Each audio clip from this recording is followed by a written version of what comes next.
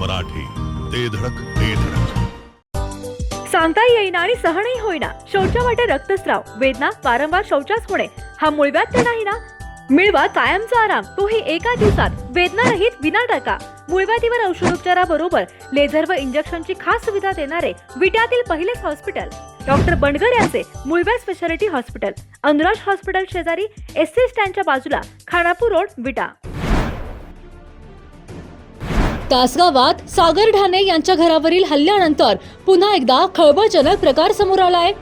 या हल्ल्या प्रकरणी चौघांना न्यायालयात हजर करताना अन्य साथीदार पोलिसांच्या जाळ्यात सापडलेत. न्यायालयाच्या आवारातच घातक शस्त्र बाळगताना 4 आरोपींना पोलिसांनी अटक केली आहे. तर या मोठ्या घटनेनंतर तासगाव परिसरात मोठी खळबळ उडाली आहे. तासगाव तालुक्यातील नेहरू नगर येथे 2 दिवसांपूर्वी घरावर झालेला हल्ला व तोडफोड प्रकरणी 4 संशयितांना पोलिसांनी अटक केली होती. या प्रकरणी चौघांना मंगळवारी न्यायालयात हजर करण्यात येणार होते. यावेळी घातक शस्त्रांसह न्यायालयाच्या आवारात आलेल्या अन्य 6 संशयितही पोलिसांच्या हाती लागले आहेत. या प्रकरणी ऋषिराज प्रवीण झोरे, हनुमंत दिगंबर गायकवाड, अरमान हजरत अली कवठेकर व सैफ जमीर जमादार सर्व राहणार संजय नगर सांगली अशी अटक केलेल्यांची नावे आहेत. तर या प्रकरणातील 2 अल्पवयीनांना नोटीस देऊन त्यांच्या पालकांच्या ताब्यात देण्यात आले आहे. याबाबत पोलिसांनी दिलेली माहिती अशी की 2 दिवसांपूर्वी तासगाव तालुक्यातील नेहरू नगर येथील सागर प्रकाश ढाणे यांच्या घरावर रात्री 11 वाजता 12 जणांनी हल्ला केला होता.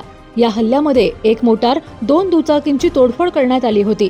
तर हल्लेखोरांनी ढाणे यांच्या घराचा मुख्य दरवाजा कुऱ्हाडीने घाव घालून तोडला होता. या प्रकरणी गुन्हा दाखल केलेल्या 12 जणांपैकी 4 सोमवारी पोलिसांनी ताब्यात घेतले होते. तर ताब्यात घेण्यात आलेल्या 4 संशयितांना मंगळवारी तासगाव न्यायालयात हजर करण्यात येणार होते.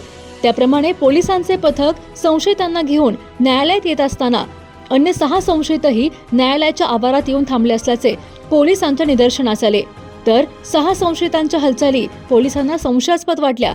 यावेळी पोलिसांच्या पथकाने 6 संशयितांना ताब्यात घेऊन त्यांची झडती घेतली असता प्रत्येकाच्या कमरेला एडका व चाकू अशी घातक शस्त्रे मिळून आली. या संपूर्ण प्रकारानंतर 4 संशयितांना अटक करण्यात आली असून अन्य 2 अल्पवयीन तरुणांना नोटीस देऊन सोडण्यात आले आहे. तर पोलीस शिपाई विवेक यादव यांनी या प्रकरणी फिर्याद दिली आहे. जिओ मराठी, ते धडक